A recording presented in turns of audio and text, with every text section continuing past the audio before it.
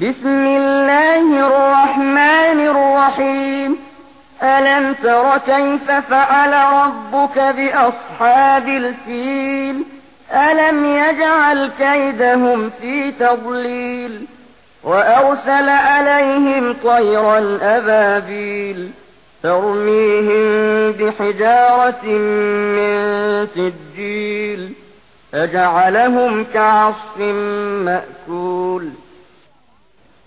అనంత కరుణామయుడు అపార కృపాశీలుడు అయిన అల్లాహ్ పేరుతో ప్రారంభిస్తున్నాను. ఏనుగుల వారి పట్ల నీ ప్రభువు ఎలా వ్యవహరించాడో నీవు చూడలేదా?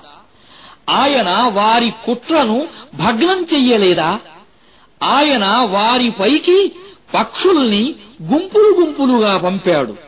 అవి మట్టి కాల్చగా తయారైన కంకర రాళ్లను వారిపైకి విసిరివేస్తూ ఉండేవి. చివరికి వారి స్థితిని పశువులు తినేసిన పొట్టు మాదిరిగా మార్చివేశాడు.